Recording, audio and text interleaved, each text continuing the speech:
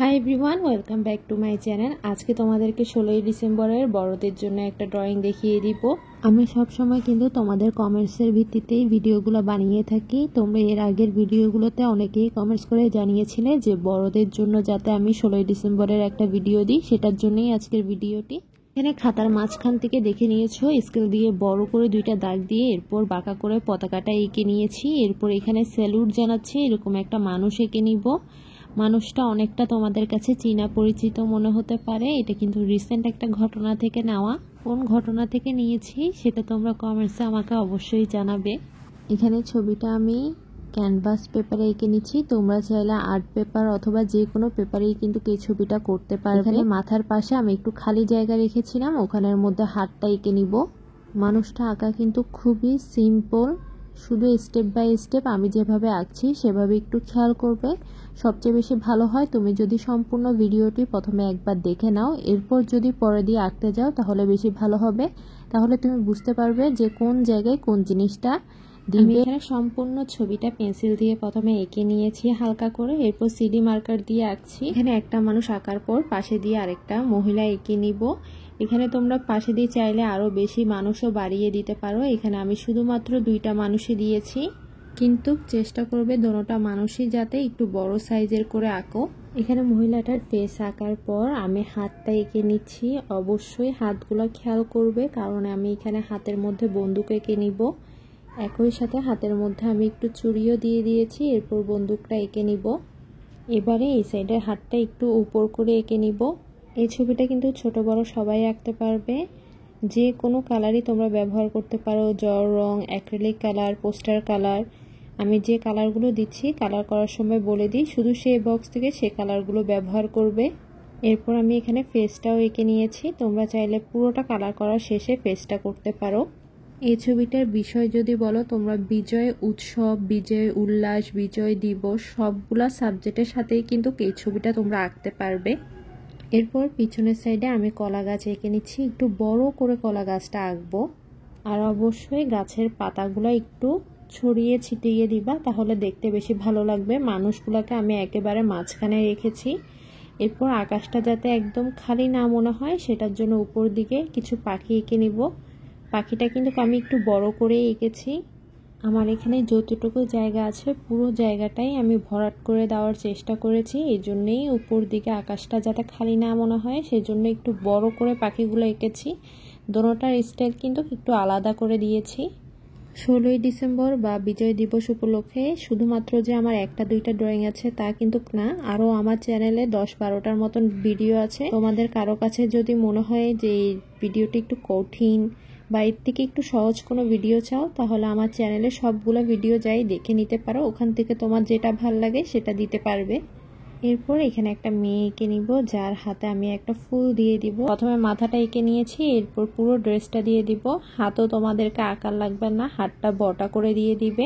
একটু ক্যামেরাটা আমার একটু সমস্যা করেছে, একটু কষ্ট করে বাকিটা বুঝে নিবে।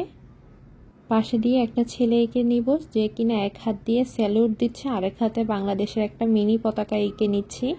আমি কিন্তু প্রতিযোগিতার যতগুলো ছবি এঁকেছি সবগুলোতে অনেক ডিটেলসে জিনিসপত্র দেওয়ার চেষ্টা করেছি।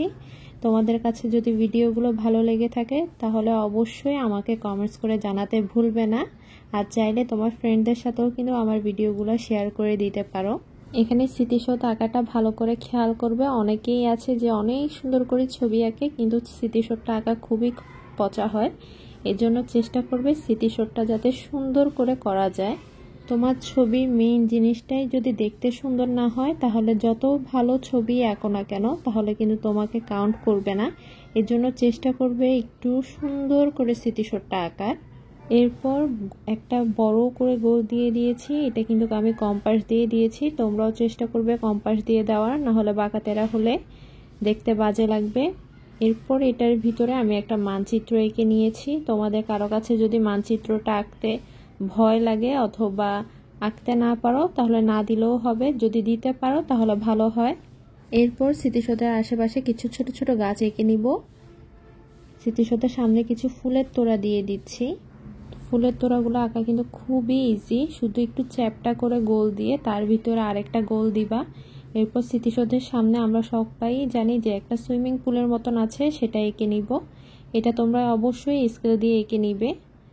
আর অবশ্যই তোমাদের প্রতিযোগিতায় যে সময় দেয় সেই সময়ের ভিতর যাতে করতে পারো এই জন্য বাসায় বারবার করে প্র্যাকটিস করবে, যাতে 1 ঘন্টার মধ্যে আঁকা এবং কালারটা কমপ্লিট করতে পারো। তোমার কাছে কোনো কিছু যদি একটু বেশি কঠিন মনে হয় তাহলে তুমি 2-1টা জিনিস এই ছবিটা থেকে বাদ দিতে পারবে। এরপর আকাশটার মধ্যে আমি একটু মেঘ দিয়ে দিয়েছি। এই ছবিটা আমি অ্যাক্রিলিক কালার দিয়ে কালার করব। এখানে গাঢ় হলুদ যে কালারটা আছে সেটা প্রথমে একটু দিয়ে দিচ্ছি, এরপর হালকা যে হলুদ কালারটা আছে এরপর সেটা দিয়ে দিব। তোমরা চাইলে এখানে ওয়াটার কালার দিয়েও কালারটা করতে পারো, পুরোটা এক কালার হলুদ করে নিবে, কালার মিক্সিং না করলেও হবে। দ্রুত কালার করার জন্য এখানে যতগুলো ফুলের তোড়া আছে সবগুলোতে আমি একেবারে হলুদ দিয়ে দিব, তাহলে আমাদের অর্ধেক কাজ একসাথেই হয়ে যাবে। এরপর ফুলের তোড়াগুলোতে তোমরা তোমাদের ইচ্ছে মতন করে ডিজাইন করে নিতে পারো। আমি এখানে যেটাতে ইচ্ছা সেটাতে সবুজ, টিয়া, এরপর লাল, কমলা এই কালারগুলো দিয়ে দিব। এখানে কতগুলোতে আমি সবুজটা দিয়ে বর্ডার করে নিয়েছি, আর কতগুলোতে একটু সবুজ দিয়ে গোল গোল করে নিয়েছি, মাঝখান দিয়ে খালি রেখেছি, ওখানে লাল কালারটা দিয়ে দিব। আর কয়েকটাতে আমি ডট ডট দিয়ে দিব। এরকম তোমরা তোমাদের ইচ্ছে মতন করে ডিজাইন করে নিতে পারো। এটা আর আমি তোমাদেরকে ডিটেলসে দেখালাম না, তোমরা তোমাদের মতন করে নিবে। এবার স্মৃতিসৌধটার কালার করে নিব। এখানে যে অ্যাশ কালার আছে অ্যাশ কালারটার সাথে একটু সাদাটা মিক্স করে নিব। অ্যাশ আর সাদাটাই রাখবো। তোমাদের কারো কাছে যদি অ্যাশ কালারটা না থাকে তাহলে কালোর সাথে সাদাটা মিক্স করে অ্যাশ কালার বানিয়ে পুরোটা অ্যাশ কালার করে দিবে।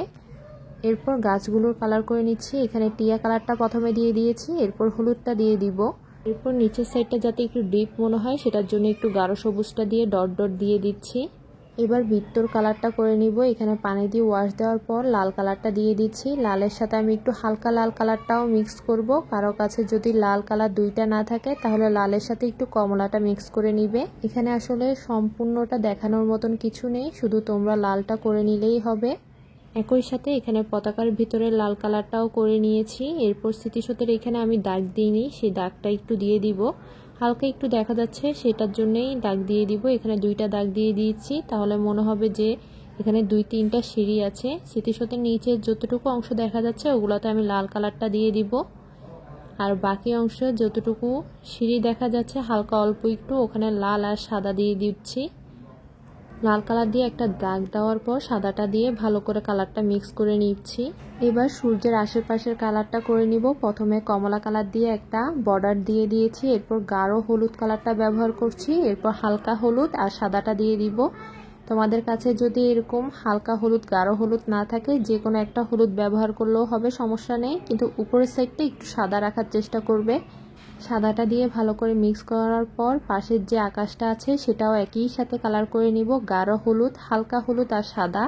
এরপর উপরের সাইডে যে মেঘটা আছে সেটার কালার করে নিব। এখানে বেশি করে আকাশি কালারটা প্রথমে দিয়ে দিচ্ছি, নিচের সাইডটাতে নেভি ব্লু কালারটা দিব, আর উপরের সাইডে একটু খালি জায়গা রাখবো সাদা কালারটা দেওয়ার জন্য। এখানে গাঢ় নীল যে কোনো একটা ব্যবহার করলেই হবে, আর আকাশি কালারও যে কোনো একটা ব্যবহার করলেই হবে। অনেকগুলো বক্সে অনেক বেশি অপশন থাকে, তার মধ্যে শুধু গাঢ় নীল, আকাশি আর সাদাটা ব্যবহার করবে। এই মেঘটার কারণে কিন্তু আমার আকাশটা আরও বেশি কালারফুল মনে হবে এবং পাখিগুলোরও চারপাশটা যখন ডিপ হবে তখন কালারটা আরও বেশি ফুটে উঠবে। একই সাথে আমি সুইমিং পুলটার কালার করে নিচ্ছি নীল আর আকাশি কালারটা দিয়ে। এরপর আমি সবার ফেসের কালারগুলো করে নিচ্ছি বাদামি, হলুদ, সাদা কালার দিয়ে। কেউ চাইলে খয়েরি কালারও দিতে পারো, কিন্তু চেষ্টা করবে একসাথে যাতে প্রত্যেকটা মানুষের ফেস করে নিতে পারো। এখানে আমি মানুষ 4টা দিয়েছি, তোমরা চাইলে 6টা, 10টা যতগুলো ইচ্ছা বাড়িয়ে দিতে পারো, এটা তোমার সময়ের উপর ডিপেন্ড করে। এরপর এখানে গেঞ্জিটার কালার করে নিচ্ছি, অ্যাশ আর সাদা রাখবো। অবশ্যই ডিপ লাইট করে কালার করবে, তাহলে দেখতে বেশি ভালো লাগবে। এরপর এখানে লুঙ্গিটার কালার করে নিচ্ছি, এখানে ভালো করে সাদা কালারটা দিয়ে দিব। এরপর নীল আর কালো কালারটা মিক্স করে নিব। নীলটা দিয়ে কয়েকটা ভাঁজ করে নেওয়ার পর আমি কালোটা দিয়ে একটু শেড দিয়ে কালো রঙটা একটু ছড়িয়ে নিব। কারো কাছে যদি এই জিনিসটা একটু কঠিন মনে হয় তোমরা নর্মালি গাঢ় নীল, হালকা নীল দিয়ে এটা ভরাট করে দিতে পারো।